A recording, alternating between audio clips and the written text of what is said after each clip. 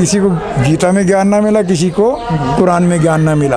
जी जी और उस इंसान को आसमान में क्या रब मिलेगा जिसे धरती पे ही इंसान ना मिला। जी जी।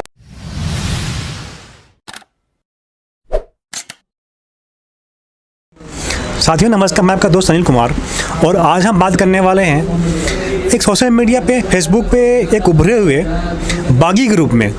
इनका नाम बागी कैसे पड़ा और कैसे ये पहले आस्तिक थे और आजकल ये बागी हो चुके हैं, तो इन्हीं बारे में आज हम जिनसे बात करेंगे।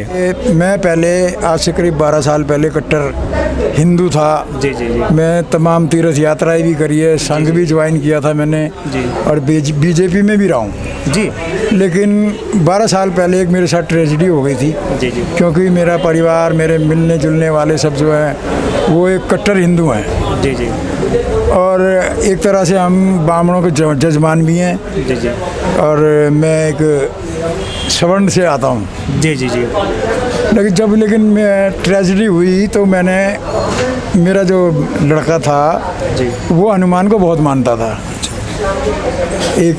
इसके लिए मैं आपको पीछे जाना पड़ेगा। जी जी जी। इसका जवाब आपको तभी पूरा मिल पाएगा। जी। तो मेरा लड़का 40 मंगलवार जाया करता था निगम बोध घाट पे, दिल्ली शहर का जाना माना वो मंदिर है। जी जी। बालाजी के नाम से जी। हनुमान जी का मंदिर है। तो उसकी वापसी में आते हुए एक्सीडेंट से मौत हो गई थी। तो वह उस मंदिर के बारे में ये कहा जाता है कि जो 40 बार इस मंगलवार हर मंगलवार आता है तो उसकी मनोकामना पूरी होगी, उसके सारे काम सफल होते हैं। जी जी। लेकिन जब मेरे साथ ये ट्रेजेडी हुई तो मैं सोचने पे मजबूर हो गया कि उसने तो सारे काम भगवानों के पूरे करे थे, ईश्वर की पूरी सेवा पुरुषी की थी, तो उसके साथ आखिर ऐसा हुआ क्यों? जी जी। इस बात ने, इस ट्रेजेडी ने मुझको सोचने पे मजबूर कर दिया। फिर मेरे को एक दोस्त की मेरे को मदद मिली। वो दलित परिवार से था। जी। उनके पास एक बुक थी, हिंदुइज्म धर्म या कलंक। अच्छा। तो उन्होंने कहा कि गुप्ता जी मैं किताब दे रहा हूँ, आप इसको पढ़िए और आपको सही रास्ता मिलेगा। जी। उस बुक को पढ़ने के बाद मेरे मन में आया कि और क्यों ना अध्ययन किया जाए। जी जी। अध्ययन करने के बाद मेरे को पता चला कि ये ईश्वर, भगवान, अल्लाह वल्लाह ये सब कोई कुछ नहीं है। जो कुछ है इंसान की हस्ती है ज़मीन के ऊपर। जी जी। तो मैंने तो बस एक ही बात जानी है कि किसी को गीता में ज्ञान ना मिला, किसी को कुरान में ज्ञान ना मिला। जी जी। और उस इंसान को आसमान में क्या रब मिलेगा जिसे धरती पे ही इंसान ना मिला। जी जी।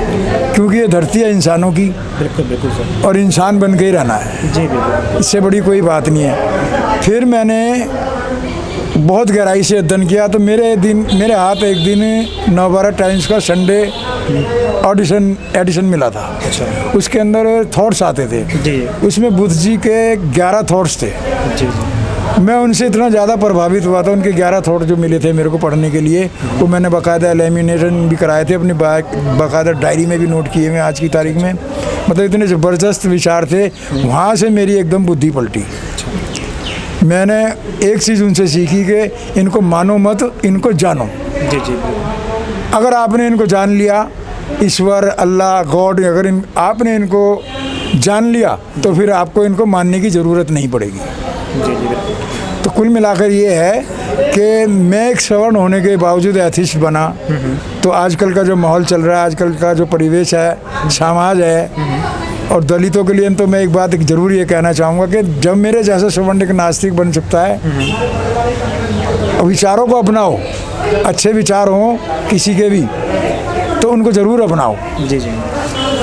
तो मेरे बागी बनने का एक कारण है कि लोगों ने मेरे को इनाम दिया कि आप हिंदू होते हुए एक हिंदू धर्म की से बगावत कर बैठे हो। जी जी जी। तो आपका नाम ये विनोद बागी कंसल से अच्छा है कि सिर्फ ओनली विनोद बागी लिखो तो ज़्यादा बेटर है। जी जी। तो फिर मैंने अपना नाम बागी लिखना शुरू कर दिया। जी।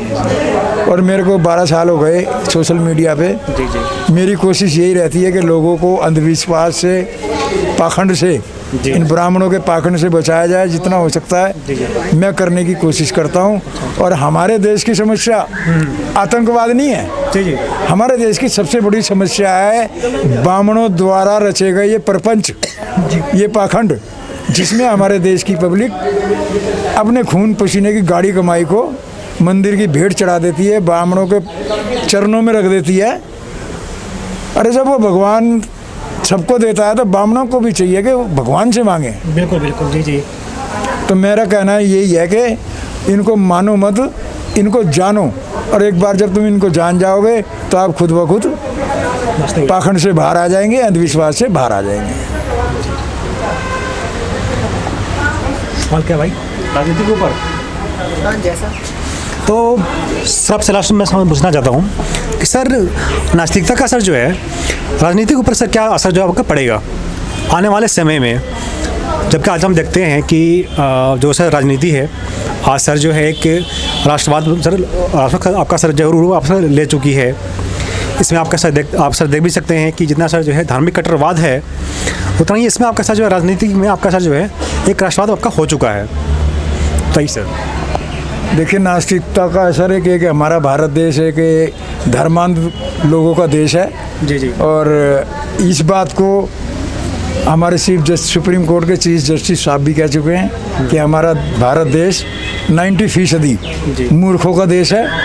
तो डोंट मिक्स टुगेदर पॉलिटिक्स और नास्तिकता। नास्तिकता एक अलग चीज़ है। जी जी। हमने सिर्फ अपने पाखंड पे, ब्राह्मणवाद पे और अंधविश्वास पे काम करना है और हम काम में बखूबी कर रहे हैं। और पॉलिटिक्स में जाने का मेरा कोई वो नहीं है। और पॉलिटिक्स में यहाँ सिर्फ धर्म के मामले से सक्सेस हुआ जा सकता है जी। और हम वो नहीं चाहते।